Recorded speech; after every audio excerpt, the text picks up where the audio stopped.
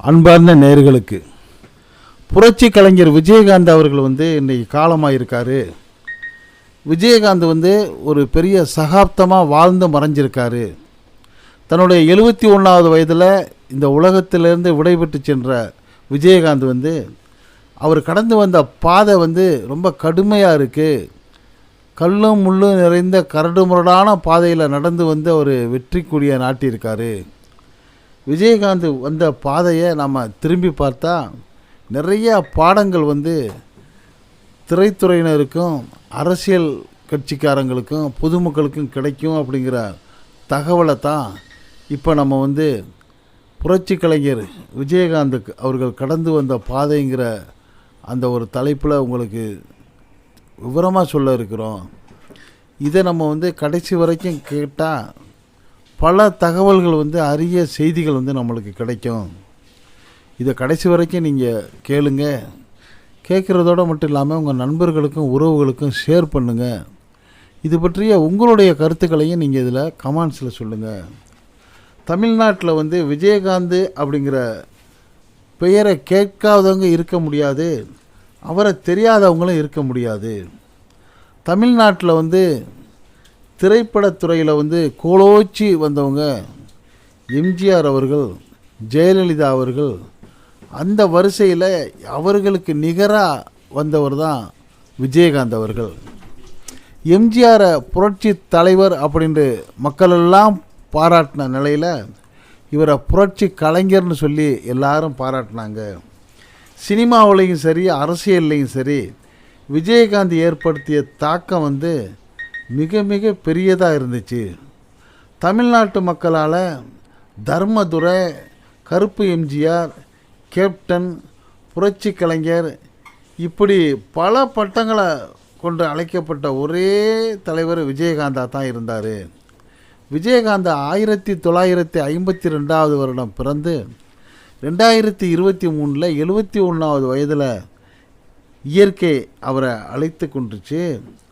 அதே சமயம் விஜயகாந்த் என்ற வரலாற்று புத்தக பக்கங்கள் புரட்டி பார்க்க ஆச்சரியங்களை கொடுக்குது, வியப்புகளை கொடுக்குது.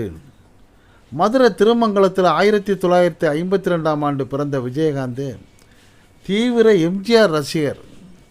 சினிமாவில் ஏற்பட்ட காதல், திரைத்துறையில் அவருக்கு இருந்த மோகம் அவரை மதுரையிலேருந்து சென்னைக்கு புறப்பட வச்சிச்சு.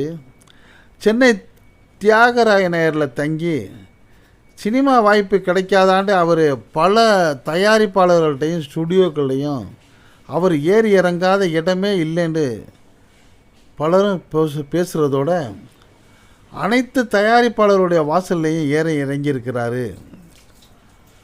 தொடக்கத்தில் அவர் கொஞ்சம் கருத்த நிறங்கிறதுனால பலராலும் ஒதுக்கி தள்ளப்பட்டிருக்காரு. அதையெல்லாம் அவர் அவமானமாக எடுத்துக்காம எல்லாருடைய நிராகரிப்புகளையும் தாண்டி இனிக்கும் இளமைங்கிற படத்தில் மூலம் சினிமாவில் முதல்ல அவர் அறிமுகமாகி என்ட்ரி கொடுக்குறாரு. தொடக்க காலத்தில் படங்கள் சரிவர ஓடாத நிலையில் கூட அவருக்கு வெற்றி படமாக அமைந்தது தூரத்து இடிமுழக்கங்கிற ஒரு திரைப்படம். அப்போ தான் விஜயகாந்த் என்ற அவரது பெயர் விஜயகாந்தாகவும் விஜயராஜை விஜயகாந்த் என்று பெயர் மாற்றுச்சு. இந்த விஜயராஜ் அது முதல்ல தான் விஜயகாந்த் அப்படின்ட்டு பிரபலமானார். காரணம், அந்த காலகட்டத்தில் சூப்பர் ஸ்டார் ரஜினிகாந்த் பிரபலியமாக இருந்த காலத்தில் இந்த காந்தையும் தன்னுடைய விஜயையும் கலந்து வச்சுக்கிட்ட அந்த விஜயகாந்துங்கிறது தான் இவருக்கு ஒரு வெற்றி பெயராகவும் அமைஞ்சிச்சு. அடுத்தடுத்த படங்களில் படக்குழுவுக்கு லாபத்தை கொடுத்த விஜயகாந்த் ரசிகர்களுக்கு மட்டும் இல்லாமல் தயாரிப்பாளர்களுக்கும் ஆதர்சன நாயகனாக மாறினார். தனது அடுத்தடுத்த படங்களில் சமூக சீர்திருத்தங்களை பேசிய விஜயகாந்த் திரைத்துறையிலும் மிகப்பெரிய திருத்தங்களை எம்ஜிஆர் மாதிரி கொண்டு வர்றதுக்கான முயற்சிகளை செஞ்சார். படத்துடைய நாயகன் என்ன சாப்பிடுகிறாரோ அதையே படத்தில் நடிக்கக்கூடிய பணியாற்றக்கூடிய கடைக்கோடி ஊழியர் வரைக்கும் சாப்பிடணுங்கிற முறையை எம்ஜிஆர் செய்தார். அதை அப்படியே விஜயகாந்த் கடைப்பிடிச்சார். சினிமாவில் என்ட்ரியான முதல் 10 ஆண்டுகளில் மட்டும் 70க்கும் மேற்பட்ட சினிமாக்களில் நடித்த விஜயகாந்த் காலையில் தஞ்சாவூர், இரவில் சேலம், மறுநாள் காலையில் வேறு இடத்துல ஷூட்டிங்னு ஒரே நாளில் பல இடங்களில் என்ட்ரி கொடுத்து வருடத்துக்கு மட்டும் 18 படங்களில் நடித்து சாதித்தவர் தான் இந்த விஜயகாந்த். சினிமாவில் கோலோச்சி வரும் விஜயின் திரைப்பயணத்தில் விஜயகாந்துக்கு அளப்பரிய பங்குண்டுங்கிறத மறுக்கவே முடியாது. இதனால தான் நட்பு, மரியாதை, நன்றி ஆகியவற்றுக்கு மொத்த உருவம் தான் விஜயகாந்தன் சொல்லி உச்சி முகந்து பேசுகிறாரு எஸ்.ஏ. சந்திரசேகர்.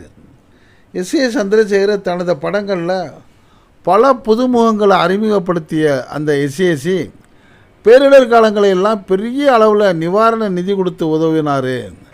இதனால் சத்யராஜ் சினிமாவில் அள்ளி கொடுத்தவர் எம்ஜிஆர், அதனை எங்களுக்கு சொல்லி கொடுத்தவர் விஜயகாந்தன் சொல்லி பல முறை சத்யராஜ் விஜயகாந்தை பாராட்டியிருக்காரு. ஒவ்வொரு மேடையில் ஏறும்போதும் சத்யராஜ் அள்ளி கொடுத்த வள்ளல் விஜயகாந்துங்கிறத சொல்கிறத மறக்கிறதே இல்லை. 1980களில் புரட்சி கலைஞராக வலம் வந்த விஜயகாந்த் 1990 கேப்டனாக மாறினார். அதுவரை யாரும் இல்லாத அளவுக்கு இவரது 100வது படமாக கேப்டன் பிரபாகரன் திரையரங்குகளில் 200 நாட்களை கடந்து ஓடிச்சு.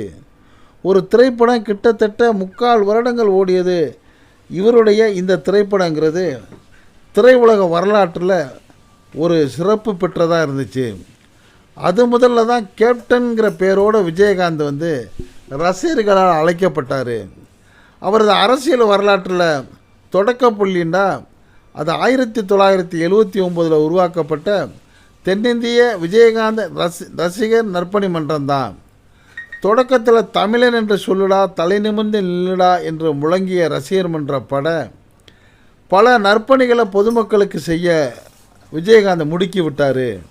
இலவச வேட்டி சேலை, மாற்றுத்திறனாளிகளுக்கு இலவச சைக்கிளு, ஏழை தாய்மார்களுக்கு தையல் மிஷினு, மாணவ மாணவிகளுக்கு கணினி பயிற்சி, இலவச திருமணங்கள் என்று 1980 இருந்த மக்களுக்கு வாரி வழங்குகிற கொடை வள்ளலாக விஜயகாந்த் மாறினார்.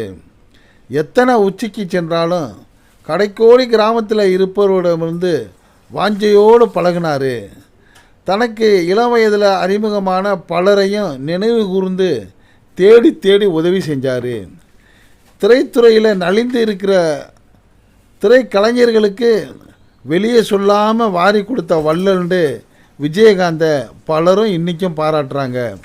சிறந்த நிர்வாகிங்கிறதுக்கு எடுத்துக்காட்டாக தான் 1990 நடிகர் சங்க தலைவராக பொறுப்பேற்று சங்கத்தோருக்கு இருந்த கடனை அடைச்சவர் இந்த விஜயகாந்த் தான். தமிழ்நாட்டு அரசியலில் கருணாநிதி, ஜெயலலிதா என்ற இருவரும் ஜாம்பவான்கள் இருந்தபோதே துணிச்சலாக அரசியலில் களமிறங்கி அவர்களுக்கு நிகராக மக்களால் பாராட்டப்பட்டு கட்சிகளையும் மற்ற எதிர்க்கட்சிகளையும் ஆட்டங்காண வச்சவர் தான் இந்த விஜயகாந்த். 2005 தேமுதிகங்கிற கட்சியை தொடங்கிய அவர் 2006 நடந்த தேர்தலில் போட்டியிட்டு 8% மேற்பட்ட வாக்குகளை தன் வசமாக்கினார். அது முதல்ல இருந்து 2011 அதிமுகவோட கூட்டணி வச்சு 29 தொகுதிகளில் வென்று எதிர்க்கட்சி தலைவராக அவையில் அமர்ந்தவர் தான் விஜயகாந்த். அதிமுகவுடைய கூட்டணியிலிருந்து வெற்றி பெற்று எதிர்க்கட்சி தலைவரானாலும் அதிமுக அரசில் நடக்கக்கூடிய தவறுகளை துணிச்சலாக சுட்டி காட்டக்கூடிய தைரியமிக்க ஒரு எம்எல்ஏயாக அவர் செயல்பட்டார். ஒரு கட்சியுடைய எதிர்க்கட்சி தலைவருங்கிறது முதலமைச்சருக்கு அடுத்த பதவி, நிகரான பதவிங்கிறதுனால அந்த பதவியால் கர்வம் கொள்ளாமல் மக்களுடைய பிரச்சனைகளை சட்டமன்றத்தில் மிக சத்தமாக எடுத்து சொன்ன ஒரே அரசியல் தலைவர் விஜயகாந்த். அவரை பல அரசியல் தலைவர்களும் பாராட்டினாங்க. அடுத்தடுத்த காலங்களில் பல வீழ்ச்சிகளை அவர் சந்திக்க வேண்டிய சூழ்நிலை வந்துச்சு. பல சூழ்ச்சிகள் இருந்தாலும் விஜயகாந்த் என்ற ஒற்றை மனிதருக்காக இன்றளவும் தேமுதிகவுக்கு பலர் ஆதரவாக நிற்கிறாங்க. உடல்நலக்குறைவால் கடந்த சில ஆண்டுகளாகவே ஓய்வெடுத்து வந்த அவர் இன்றோடு மண்ணுலக பயணத்தை முடித்து கொண்டு கருணை, தைரியம், துணிச்சல், நட்பு, அன்பு, வீரம், அரசியல் என்ற அனைத்திற்கும் உதாரணமாக திகழ்கிற கேப்டன் விஜயகாந்த் சாமானியர்களுடைய நெஞ்சத்தில் என்றென்றும் மன்னன் என்கிறதுல சந்தேகம் இல்லை என்று சொல்லி இன்றைக்கி திரைக்கலைஞர்கள், அரசியல் பிரமுகர்கள், பொதுமக்கள் எல்லாரும் அவரை பாராட்டி பேசுகிறாங்க. ஒரு விஜயகாந்த் வந்து இந்த உலகத்தில் வாழ்கிற வரைக்கும், தான் இறக்கிற வரைக்கும் எல்லாருக்கும் நேரடியாகவும் மறைமுகமாகவும் வெளியே சொல்லாமல் உதவிகளை செஞ்சுருக்கிறாரு. அதுலேருந்து அவர் வந்து தான் செய்கிறத பெருமைக்கு செய்யலை, நன்மைக்கு செய்திருக்காரு அப்படிங்கிறது அவரை பாராட்டக்கூடிய மற்ற கலைஞர்கள் வாயிலேருந்து வரக்கூடிய செய்தியாக இருக்குது.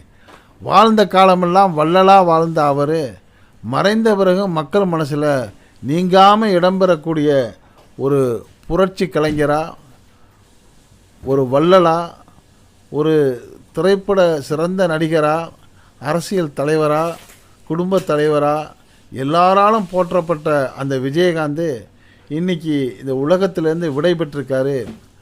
அவருக்கு நம்ம சேனல் வழியாகவும் ஆழ்ந்த அஞ்சலியை தெரிவித்துக் கொள்கிறோம். அவருடைய குடும்பத்தாருக்கும் அவருடைய மனைவி பிரேமலதா விஜயகாந்த் அவர்களும் சில வருடங்களாக மிகவும் கஷ்டப்பட்டு தன்னுடைய கணவருக்கு செய்த அந்த பணிகளெல்லாம் மிகவும் கடினமானது.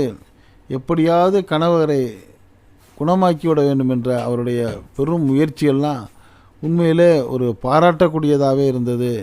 கணவனுடைய அந்த உடல் நலத்தில் ரொம்ப கவனத்தோடு கஷ்டப்பட்டு ஒத்துழைத்த அந்த பிரேமலதா விஜயகாந்த் அவர்களுக்கும் அவருடைய மகன்களுக்கும் நம்ம வந்து ஆறுதல் சொல்கிறதுக்கு கடமைப்பட்டிருக்கிறோம். அந்த குடும்பத்தாருக்கும் ஆழ்ந்த இரங்கலை தெரிவிச்சுக்கிறோம்.